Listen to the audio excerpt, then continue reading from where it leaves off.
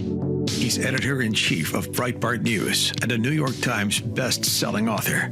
And on this podcast, he brings deep research, prescient analysis, and world-class guests. He's Alex Marlow, and this is The Alex Marlow Show. The Alex Marlow Show. I'm Alex Marlow, and I'm very happy that you are here. It'll be another murder day. I am sad to say that we'll be having to talk a lot about what's going on in this country, also from a law enforcement perspective, as well as new details on the investigation into the suspected assassin for Charlie Kirk. But I'll start with a quick update on a separate murder, which is the one committed by Luigi Mangione, it appears. Charges dropped down to only a second-degree murder. This is from Alvin Bragg's office, which had argued that Mangione should be considered a terrorist because he meant to kill Thompson, who's the CEO of UnitedHealth, to intimidate or coerce a civilian population, a claim that the judge rejected on Tuesday. I'm reading from an article here. The defendant's apparent objective, as stated in his writings, was not to threaten, intimidate, or coerce, but rather to draw attention to what he perceived as the greed of the insurance industry. So that's all it was about. It was not about some sort of change. I think so. Our terrorism laws in the country are really interesting, and they leave us vulnerable here. There's a premium piece at Breitbart News over the last couple of days for our subscribers that Frances Martel, who's a trained attorney, she's been here before with me talking about national security and foreign policy issues, but she's also a trained attorney, and she's argued that our terrorism laws do leave us vulnerable because there's just too hard to meet some of the conditions for terrorism when we know things are terrorism. And it does make me think of my friend Charlie's murder, which was obviously terrorism. It's obviously someone was designed to commit the murder in order to intimidate people, in order to create political change, to make it so that certain voices are afraid to speak out. All that's, definitionally terror. And yet, will we get those types of charges in the case of Charlie's murder? And of course we should with the Luigi Mangione situation. That seems to be an obvious one. So really disappointing there. And it just reminds you of why I had to write Breaking the Law, because our justice system is deeply struggling right now, and there are huge holes in that system. There's always been holes, and we keep driving the wedge more and more. A lot of drama today on Capitol Hill with Kash Patel speaking to the Senate. I have lots of audio from that. I'll play that momentarily. Also, there was a kind of riveting press conference from the Utah County District Attorney with new details about the suspect in the Charlie Kirk murder. This was one where it seems like the conditions for terror would be met much easier than we've seen in the past. There were text messages saying, "I had enough of his hatred," his meaning Charlie. "Some hate can't be negotiated out," which is chilling. It's exactly what I wrote. I think it was in Breaking Biden where I wrote this. I got to look it up. I've been busy, but I got to look this up. But I wrote that the alternative to free speech is much worse. And that's where the left has been going. They've been trying to tamp out speech in this country for those who share my worldview, the Christian conservative worldview. And what is that going to be replaced with? If you don't have free speech, then things get worse. Things are going to get worse, and they are getting worse in our country. And I think that is something that is it cannot be stated loudly enough, that the alternative to free speech are worse. It is either you're thrown in jail or is violent. Those are the only two alternatives that are there. So it's violence. That's what it is.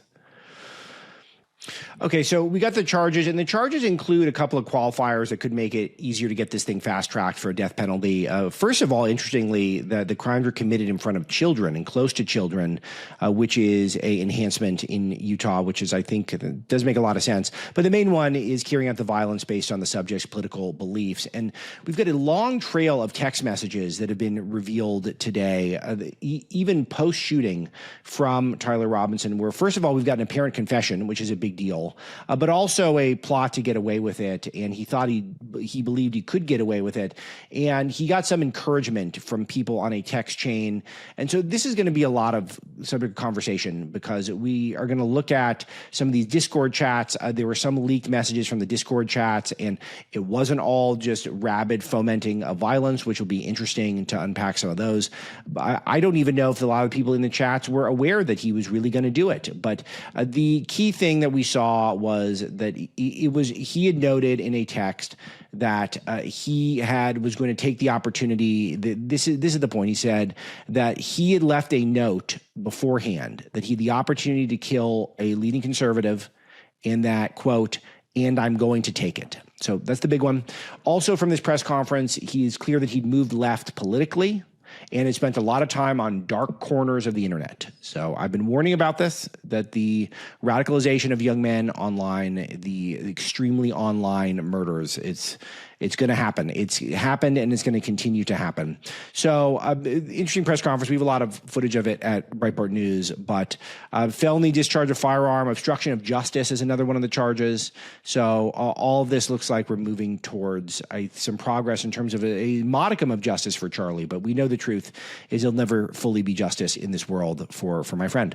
But it is noteworthy that we have so many of these texts, and a lot of the media is framing this up. They had framed this up that they were searching for some sort of a motive, and we got our answer today. It's crystal clear. We know what it was, that this guy killed Charlie for his political beliefs in particular. It'll be interesting to see if the religious component plays out. I didn't really see any of that now, but so we'll see that, because I believe that the demonic forces working on Tyler Robinson clearly did not like Charlie's Christian faith. So, but it does seem like from this press conference that specifically the political nature of Charlie's viewpoints was it necessitated death. Yet this was how CBS talked about it just a few hours before the charges came down. Check this out. 5 days after Charlie Kirk's murder, the shooter's motive remains elusive. No writings left behind, vague secondhand testimony. That uncertainty and the risk of drawing sweeping conclusions suggests the murder may share similarities with recent violence not driven by an obvious political ideology. The FBI recently recognized a new category, nihilistic violent extremism. For tonight's interview, we are joined by Matthew Kreiner. It boggles the mind. It beggars belief. So this is John Dickerson or Dickinson, whatever it is. I don't watch him a lot unless someone's flagged something crazy. But one more time, just to make sure you got this, is CBS. This is supposed to be one of the best of the news outlets we got. 5 days after Charlie Kirk's murder, the shooter's motive remains elusive. The motive remains elusive. No writings left behind, vague secondhand testimony. That uncertainty and the risk of drawing sweeping conclusions suggests the murder may share similarities with recent violence not driven by an obvious political ideology.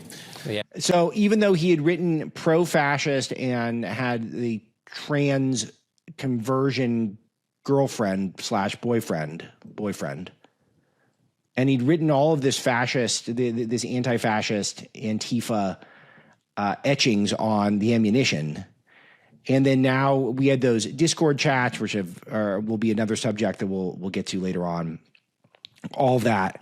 There was plenty of writing. And then apparently there was this memo that was left behind that he was going to have the opportunity to take out a major conservative, and he took it. So the motive is the exact opposite of elusive. It was obvious without any evidence. We knew the motive. And then immediately once we started getting evidence, which it felt like a lifetime, but it was really only 2 days or a day and a half where we didn't have a clear motive. And then we got it immediately with what was written on the weaponry. With the hey fascist catch, Bella chow chow chow, all that is just clear Antifa stuff. And then the furry code was obviously about the trans stuff. So it was Trantifa terror. We all knew it. And you're getting lied to by the media. Luckily, the media is irrelevant, which is great. So they're all irrelevant. They're so irrelevant that Sunday night was the Emmys, and Stephen Colbert got all the big awards, and no one cared. And I didn't even feel compelled to make fun of them on the show yesterday. That's how irrelevant they are. Is Breitbart was founded, our first foray into the news was covering Hollywood, with Big Hollywood. It was our first group blog that Andrew led. And it was what we were trying to do is trying to police Hollywood, counter Hollywood, provide an alternative to Hollywood, all that stuff, cover entertainment media bias. And now we're at the point where their most absurd clown, Colbert, their biggest political puppet, got showered with awards in an event where they didn't mention Charlie once, which is unconscionable. I mean, just picture a Martin Luther King Jr. assassination or a Bobby Kennedy assassination, and a major award show doesn't mention it at all. That's how this is going to be remembered. And we should put that down. We should emphasize that point, because if you're listening to the Alex Marlow Show on a Tuesday, then it doesn't surprise you. But on a humanity level, on a American level, the thought that such a high profile and influential and beloved person, particularly a young father, would get gunned down while he was speaking on a campus, you would think there would be some level of a tribute paid by an institution like the Emmys. There wasn't. No one even brought it up. So, and they're brought up because they're afraid they could lose work if they do something nice for Charlie. But it just shows you the moral cowardice. But you all know this. It's like, I don't even need to waste Showtime telling you about it. So another one that was unbelievable is George Zinn. He was the first guy who you saw, the bald old guy, when the footage was flowing online after Charlie was shot, who was arrested in connection to the shooting, who was yelling that I did it. He had his pants down. You guys remember that footage that we initially thought he was the guy. Zinn reportedly told an officer that he was glad he said he shot Kirk so the real suspect could get away. He also said he wanted to be a martyr for the person who was shot, according to the probable cause statement. So he was an accomplice to murder. I know it wasn't premeditated. It wasn't necessarily being premeditated.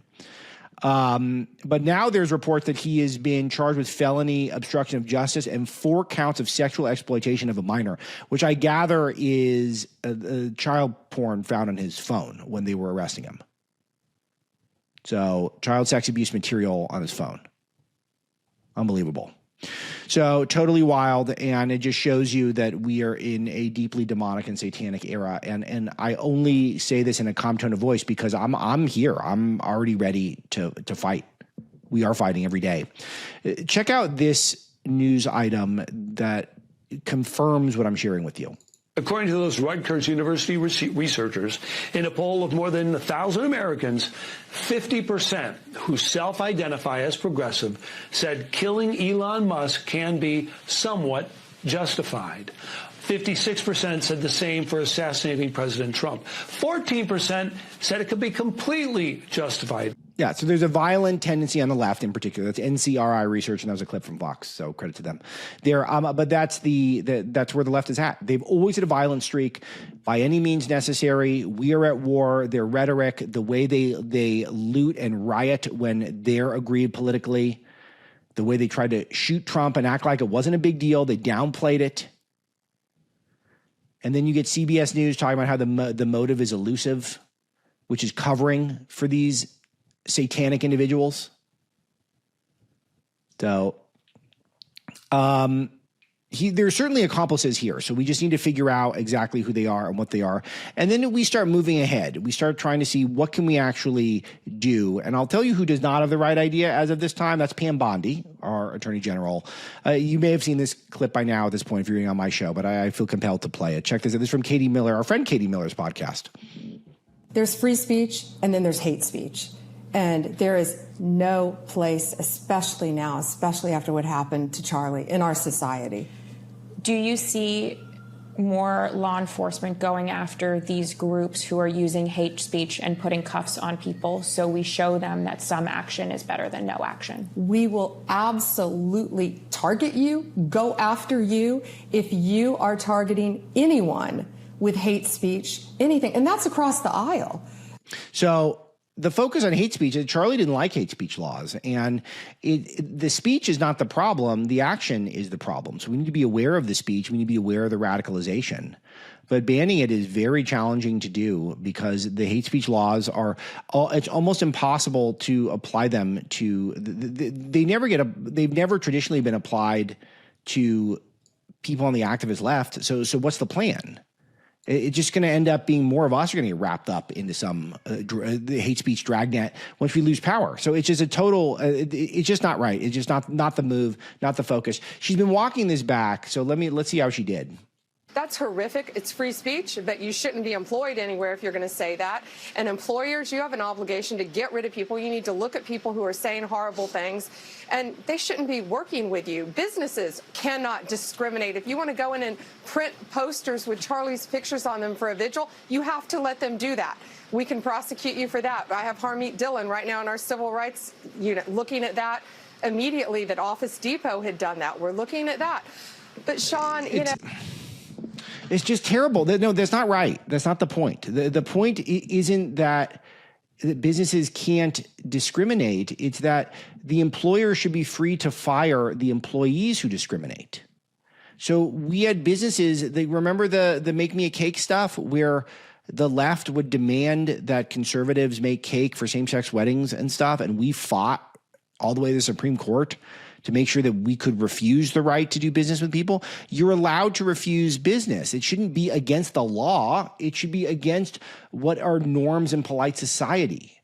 Not everything is solved with the law. And that's look, I'm not a Pam Bondi hater yet, but these are not good data points. This is just completely ridiculous and just should not be the focus. There is terrorism that is being fomented online right now. What are we doing about that? Trantifa terrorism. Isn't that where the focus should be? How do we stop Trantifa terror online? Not how do we make sure that it's illegal for Office Depot to refuse to make posters? It's just not right. The government's going to be so off on this stuff. It's never going to stop. We have a report at Breitbart News that the government is trying to add a massive boost in a security stipend for House members. And maybe other branches of government as well, because they don't want to look like it's just for them. But they're going from $150 a month to $5,000 a month. And I'll tell you, I don't think it's a bad idea. But the fact that they're doing this first is not we're going to have a fund to make sure conservative speakers can speak on campus without fear of assassination. I just got invited to do a speech at a church, and I'm going to have to ask them, what's the security like? That's crazy to me, that we have to be there at this moment. And I got to talk to family members about this. Like, am I brave enough to go speak at a church because of this climate? That's the problem. It's not the House members. Yeah, fine. You guys can get yourselves some more security. But the first thing you do is not to focus on the campus, is to focus on yourselves. The narcissism of our ruling class is just beyond belief. It's not acceptable. We should not accept it, and we can do better. And I think Pam will get coached up. I mean, but it's just her first drafts are not very good, and she keeps giving us her first drafts.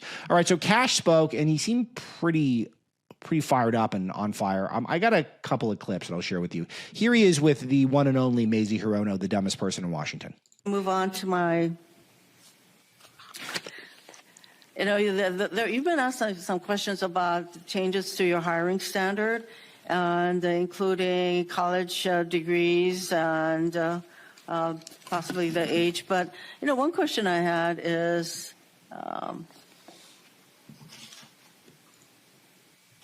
that you are now requiring applicants to be able to do a certain kind of pull-ups, which a lot of women cannot because of physiological differences.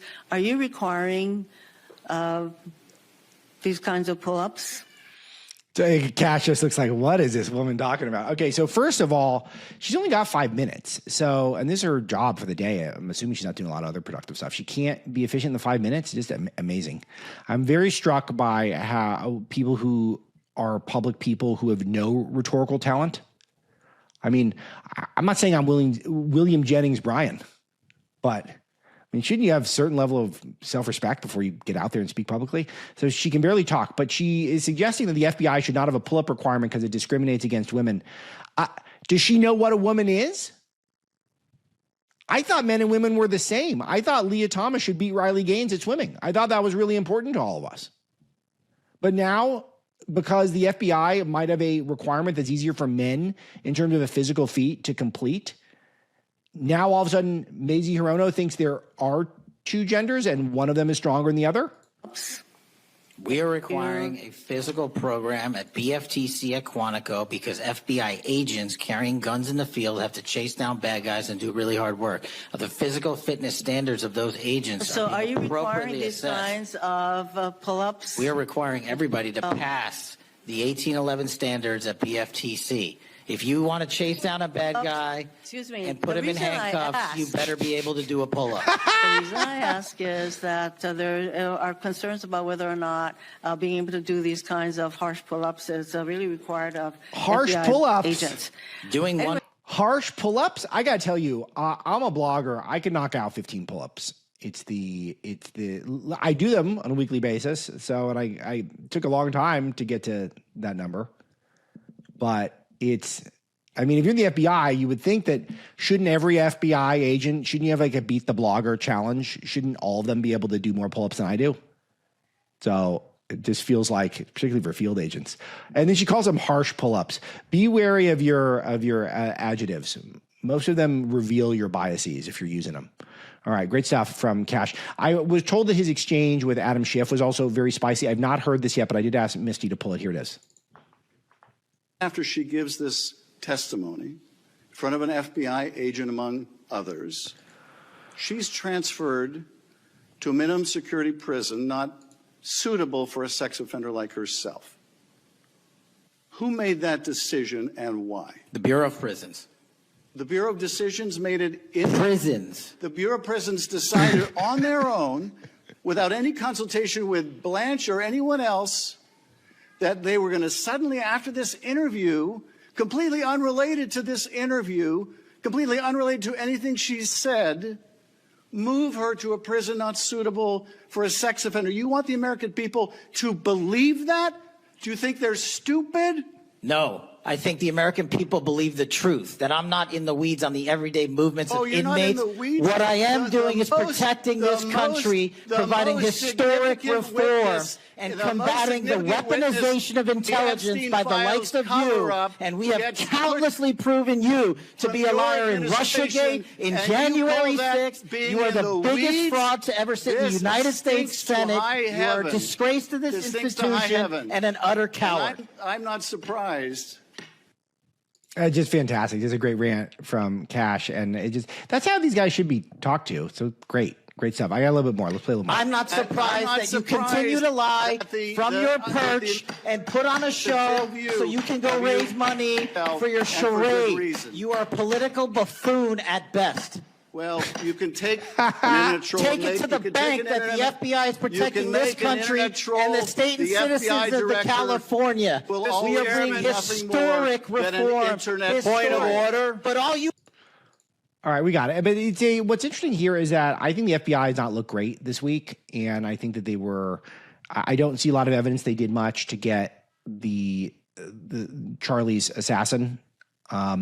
Seems like just his dad turned him in. He got all the way back home, which was a ways away. And so I'm not doing a lot of congratulations for them right now, but this does help rehab the FBI. I mean, just to give them these opportunity to dunk on you like this, give Cash the opportunity to dunk. I'm glad Cash took it. I mean, I have nothing but nice things to say about Cash traditionally. So, and I hope the Cash is fired up to have a lot of wholesale reforms and to try to make sure that we're doing a better job protecting people from assassinations on campus, and to make sure that if people are getting radicalized online, if there's nothing we could do to stop it, there's at least a knowledge that if you're going to do Trantifa terror and you're going to foment it online, you're going to get a lot of visits from a lot of law enforcement personnel. I think that's where we got to start. A lot of good stuff that can come from this. Marco Rubio says that the U.S. is deporting visa holders who celebrated Charlie Kirk's death. We got a great database that is being assembled of all the people who celebrated Charlie's death, and we are peacefully insisting that employers not employ these people, and we're never going to let people forget. And people can always check forever if you're in that database, and I think that's fantastic. It's great grassroots activism. All right, so we got Jack Posobiec here today, close friend of Charlie's, close ally of Charlie's. He's at the Turning Point headquarters, which I did not know. We just taped with him just before this. He's fantastic and a part of Charlie's legacy and life. Also a smart guy in his own right. So we're going to do that conversation right now. Attention investors with a 401k, IRA, or retirement account. The dollar has lost over 25% of its value in the past 5 years, and it's only going to get worse. Are you prepared for what's about to happen next? We are Advantage Gold, the #1 customer-rated gold IRA company in America, and we are helping Americans prepare for the great de-dollarization by diversifying their portfolios with physical precious metals. We've partnered with former chief economist of the IMF, Kenneth Rogoff, to give away his latest book called Our Dollar, Your Problem, a must-read for investors. Call 800-741-GOLD, and we'll rush a free copy of Our Dollar, Your Problem to your doorstep and include our special gold IRA investing kit, valued at $49. The dollar is losing value fast. Call 800-741-GOLD now to get your free copy of Our Dollar, Your Problem and our free gold IRA investing kit. Supplies are limited. Consult your tax and financial professional before investing. Call 800-741-4653. That's 800-741-GOLD. All right, really happy to catch up with Jack Posobiec today. He's a friend of mine and a friend of Charlie's and one of the movement veterans who I think has been extremely influential online. He's got a podcast, Human Events Daily, that everyone should listen to. It's terrific. Jack, I want to get to some specifics in the news today, but first of all, you're everywhere. What are you doing in this moment of grief, but also a moment where we are going to take the opportunity that we have to expand Charlie's movement? Well, Alex, thanks again for having me on, and I just want to say thanks for all you've been doing and stepping up and participating in these memorials and being out there, and it's just been amazing to see you and the work of so many others about how people are just kind of pulling together, and it at the same time it feels odd to say it's great because I mean I hate every second of this, right? And I wish that we weren't doing it at all. But it's what family does. It's what you do at a time like this. And, so you mentioned, what am I trying to do? Look, I'm just trying to be there for everybody. Be there for Erica, for the kids, and also for this organization that Charlie, it's his life's work. I'm right here in the Turning Point offices right now in Phoenix. Wow. I've been here since, I think the day after, it all happened. And, you mentioned I've been doing a lot of media, and we just spoke at the first, Turning Point event. It was a chapter event, but we had, since we're here in Phoenix, it was ASU, but it sort of became the de facto Turning Point event that was held since Charlie's assassination. And of course, it was on a campus. We did hold it indoors for hours for security reasons, and we had 14,000 people show up. Unbelievable. The visuals were unbelievable, especially because it didn't feel as highly publicized as some of the other things that, like the Kennedy Center event. I felt like I saw constant updates about it, and then this Turning Point ASU event, it felt like I didn't see it at all. And then all of a sudden there was 400,000 people in a gymnasium, and it just looked like unbelievable. It just comes together so quickly. They're so good at organizing. But tell me about that event specifically, please. Well, look, this is the community that Charlie called home. ASU is where Turning Point was born. Tyler Boyer, the COO, was telling me about, the very first time that he and Charlie went to ASU's campus over a decade ago and set up their first table. And he actually had that sign that's behind us on the stage. That's actually the very first Turning Point sign that was ever up on any campus. Wow. And they have it, of course, framed, and he had it on him, and we brought it out. And I said, how did it go? Did you get many people to sign up? Yeah, sign up. And he goes, I don't think anyone signed up. Because everybody goes, what's Turning Point USA? Wow. I said, yeah, that's so funny.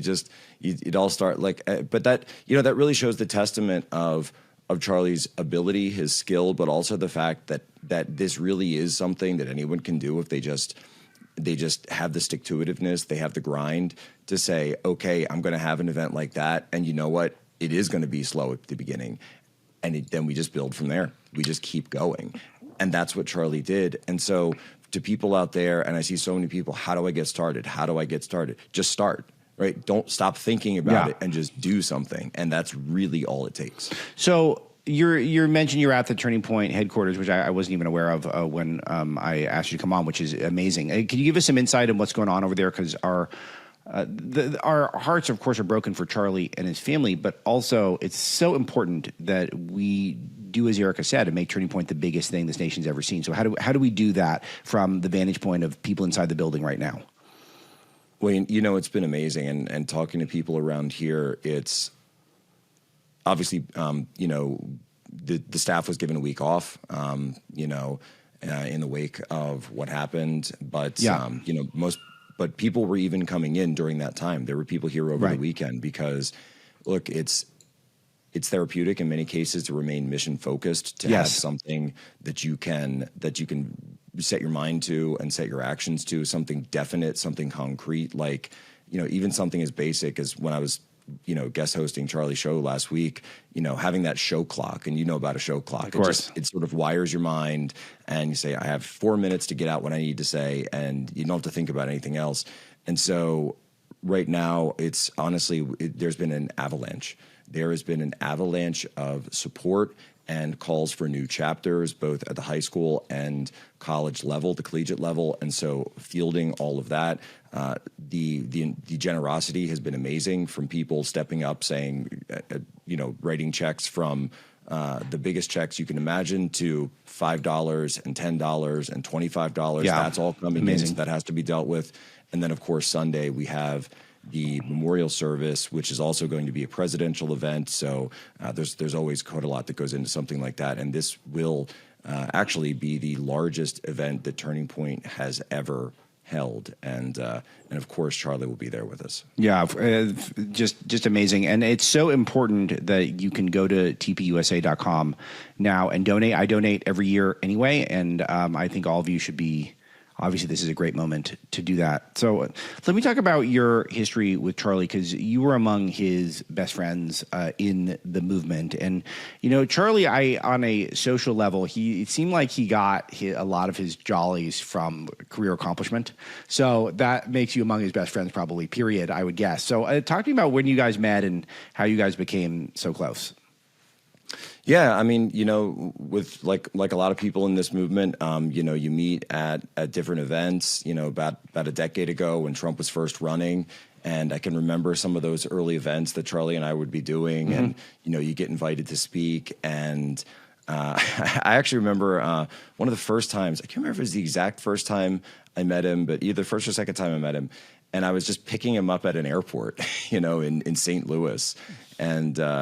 And funny enough, it was an event that was being run Eagle Forum by Ed Martin. Right, Ed Martin, of course. Who's now Eagle Ed Martin, and you look at him now. Yeah. So it just shows how these things coagulate and then accelerate, and they go further off into history. And so I happened to be there a day early, and I'm there with Tanya and our then newborn. And he says, "Hey, Jack, do you mind picking this guy up at the airport? I need a runner." And I said, "Well, who is it?" He said, "You ever hear Charlie Kirk?" I said, "Oh, yeah, I've seen that guy around. Yeah, the campus guy. Yeah, I'll go pick him up." And it's like, Charlie Kirk, Jack Posobiec. Hey, good to meet you, man. Let's head over to the event. And that's we just kind of. I will say this though, Charlie, he would take a day to rest every Saturday. But even then, Charlie was not very good at resting. No. People say, "Oh, Charlie was so good at everything." That guy did not know how to rest. Yeah. Because even then, it was the most aggressive day off you would ever take, because he's like, family events, activities, we're doing this. We're going to also check out, maybe some look at the stock market, see what that's doing, and get into this, get into that. And I'm gonna read the Bible. How much of it? I'm gonna read like 10 books of the Bible today. And that's and by the way, and then on Sunday you would know exactly what he had been reading, because he'd be like peppering you with questions or whatever he had analyzed from that, or whatever book he was reading that day. And Charlie was always running. I'll just always remember that. Charlie had one speed, and it was top speed. Yeah, and this is something that I think I'm going to spend a lot of time, I think, over the months and years talking about with his. I got to see it up front, and I live this way too. Charlie just has a even more accelerated version of it, that he comes up with creative ways to be efficient with his time. And it's very inspiring, because it shows a love of life, and it also makes his death so much more sad, because he was trying to genuinely milk everything he can out of every day. And that is just so inspiring, because we all want people like that around us. And I think that a lot of people are saying live like Charlie, and that's part of it. It's not just that he loved God and he loved country, which is obvious to anyone who watched him, but he lived in this way where he thought every day was a gift. He really thought every day was precious, and you could see it by the fact that he would try to fit in more in a day than anyone else would. He'd fit in more in a day, by lunchtime. He'd fit in 2 days for the average person. And I just love living that way. It's so inspiring. And I'll tell you that the only other guy I've ever seen do something like that is Trump. And you see all the stuff he did. But that's why. Go ahead. You could almost say it's like there's no wasted moments.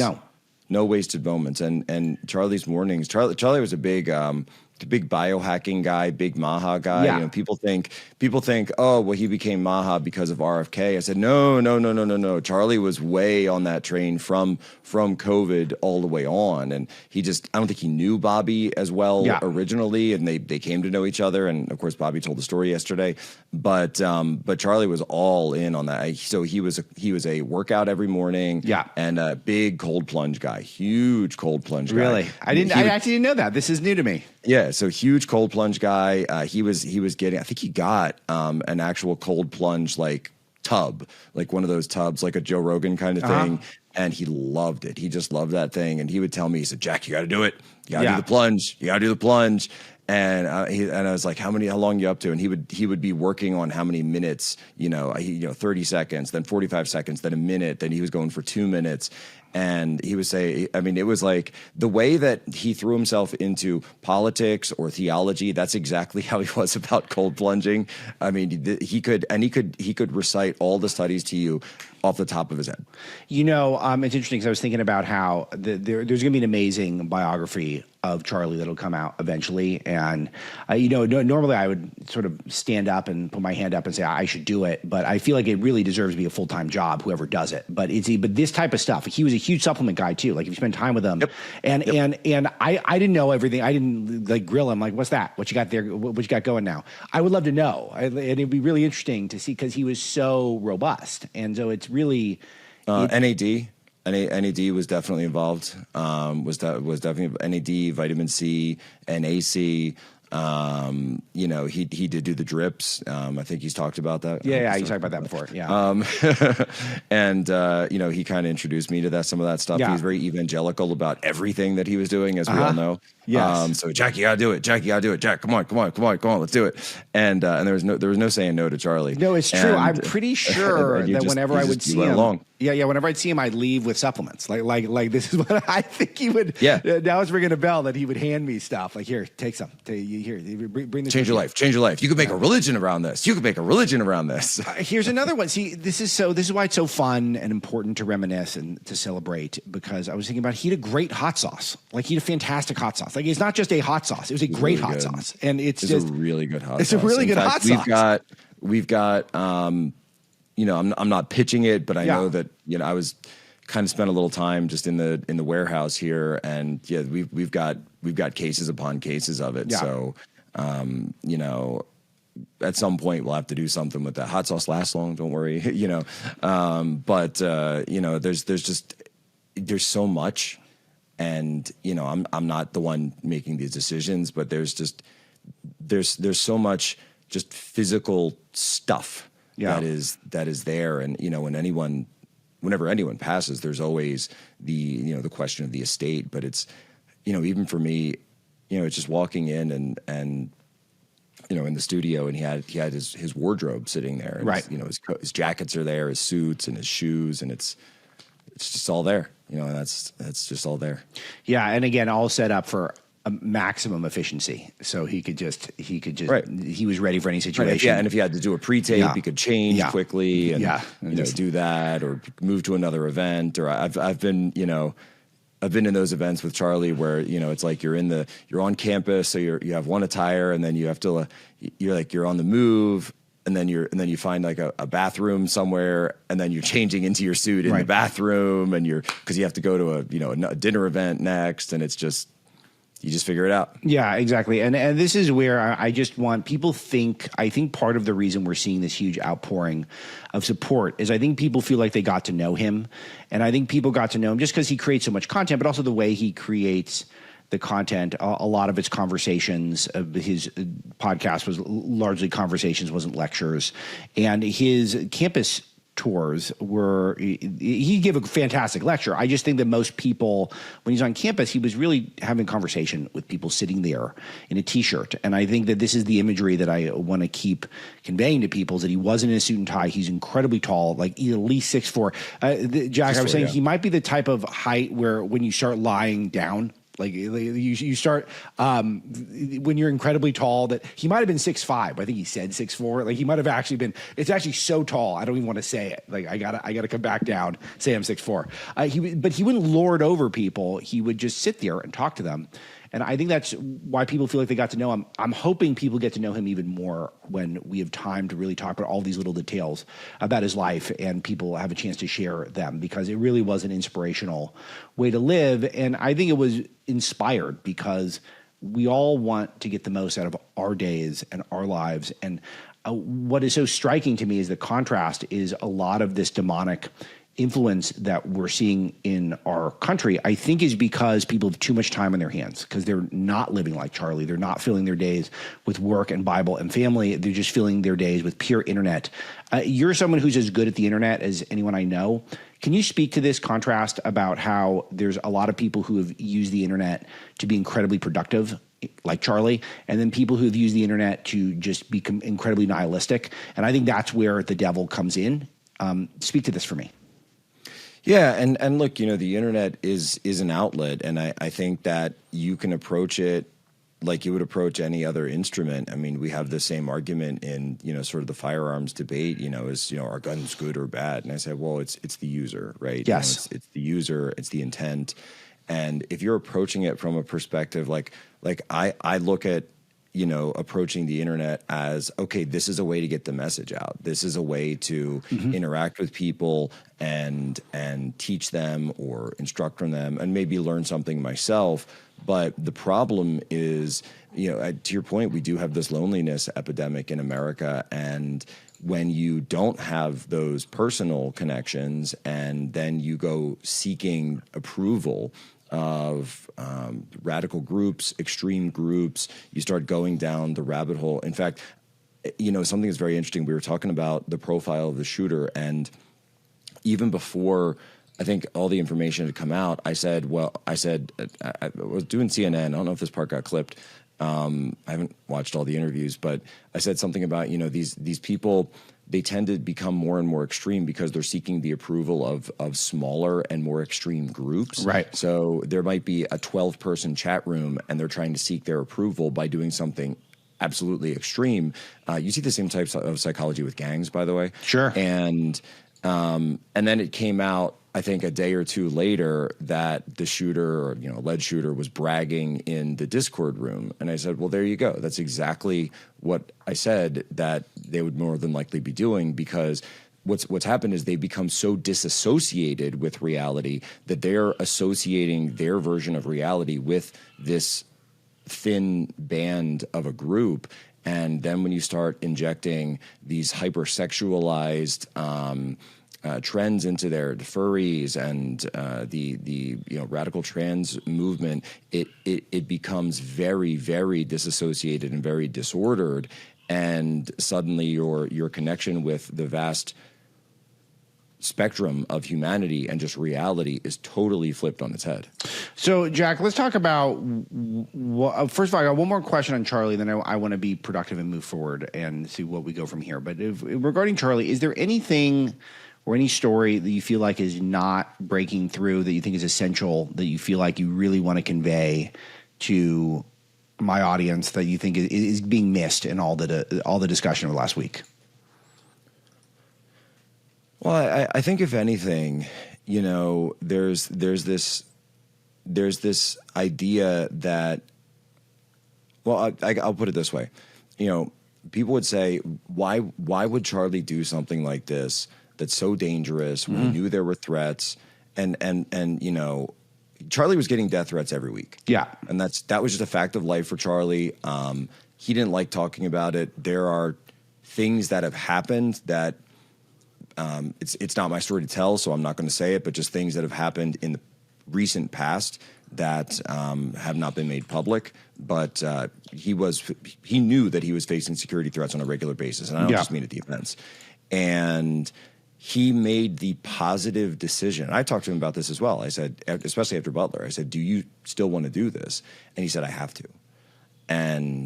But not because of ego or pride or, any of those things.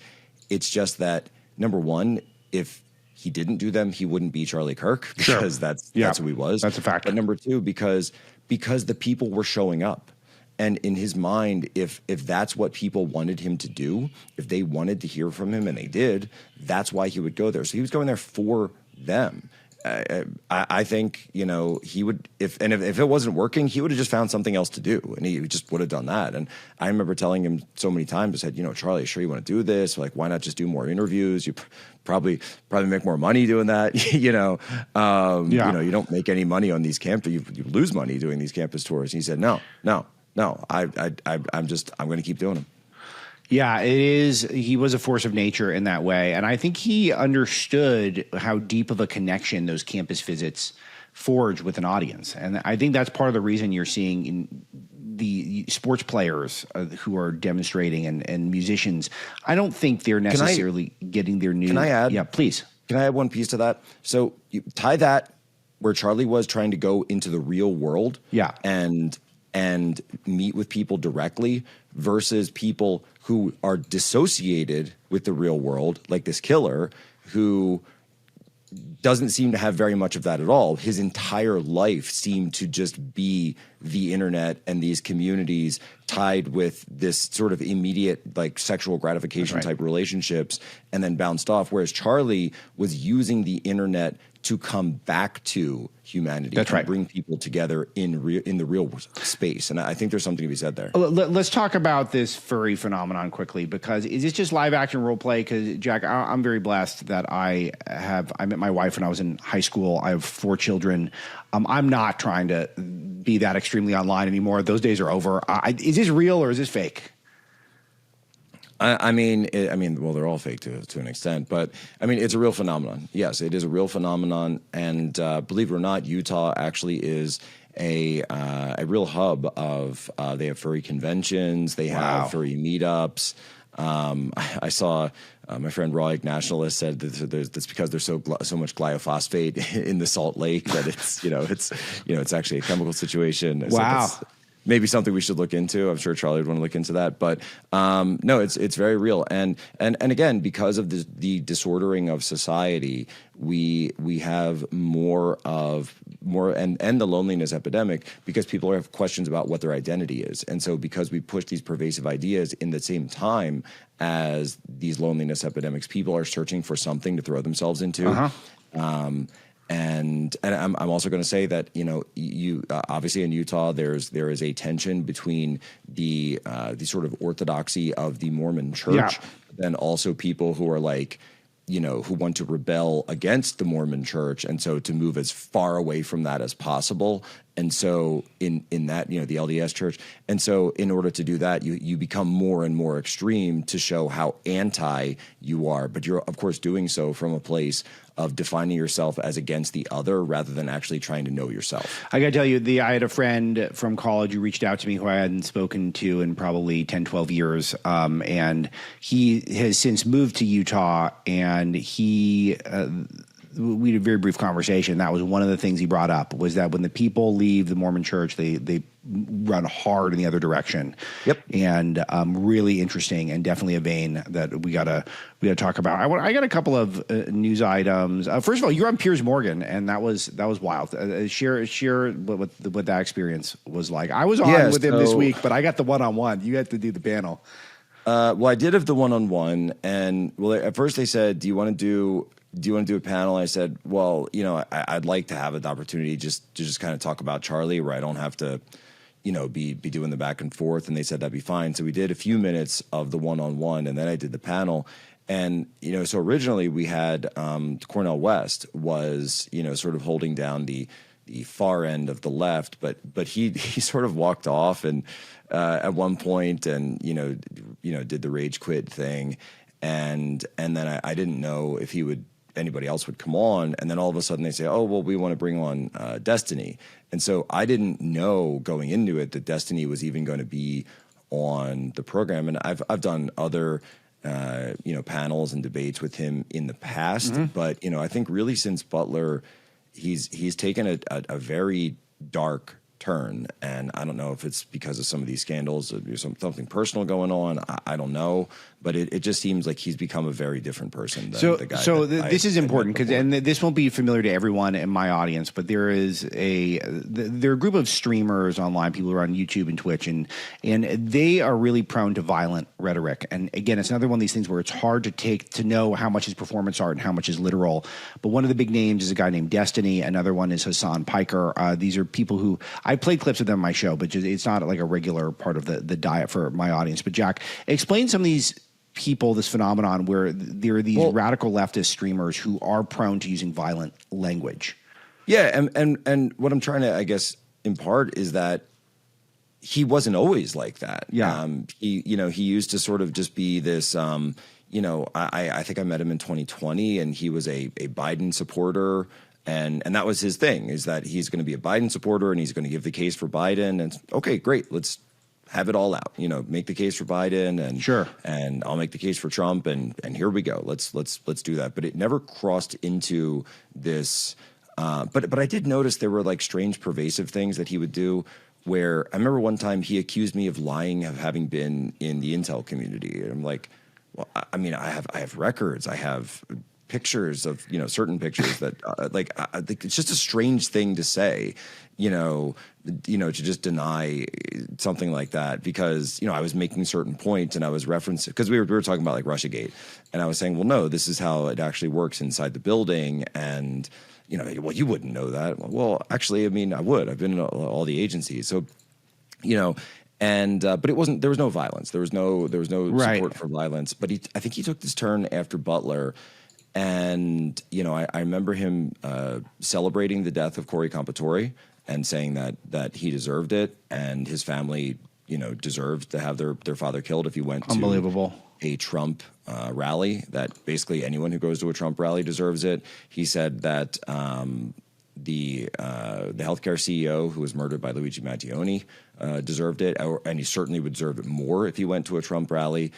And in the wake of Charlie's assassination, he's been, of course, saying that Charlie deserved it, and he's been mocking Erica. He's been mocking the children, and saying, I believe the term, of course, he wouldn't say it when he was on Piers and being asked about it, and was denying all of these statements that he's on video making. But he said that, if you reelect Donald Trump, or Charlie Kirk had to die because you reelected Donald Trump. So how influential are these people amongst young people online who just sort of reside online? Look, they have an audience. In this sort of space, nobody says something if it doesn't get an audience, and that's sort of your lifeblood. That's your viewers, your supporters. And so I remember scratching my head wondering who could possibly be supporting this type of thing, and then I thought, he's playing to the radicals. He's playing to as far and extreme as you can go in not only condoning violence, but to my mind, that's a call for more violence, to say you must be punished for reelecting Donald Trump. You must accept my beliefs or face death. That's not only it's obviously un-American, but it's probably the most extreme version of politics that we've seen. I mean, this is what sort of the radical Islamists would say: you must accept our version of Wahhabism, or you will face death. Right. And so I'm not saying that he's an Islamist. I'm just saying that it's like what they do. Yeah, exactly. And it is ultimately the final form of Marxism. It is the final form of violent, extreme communism, to say that once we identify who the enemies are, we identify who is in our way, and inevitably for example, in the Communist Revolution, particularly the Cultural Revolution, which was sort of the second Communist Revolution in China, when those people were holding the struggle sessions in Mandarin, placards, it would be their crime. And it would say, one of the phrases on that sign would be right-wing extremist. And that would be, you would be then stretched, and depending on how your struggle session went, you might just be beaten, or you might be beaten to death, or you might be shot in the back of the head.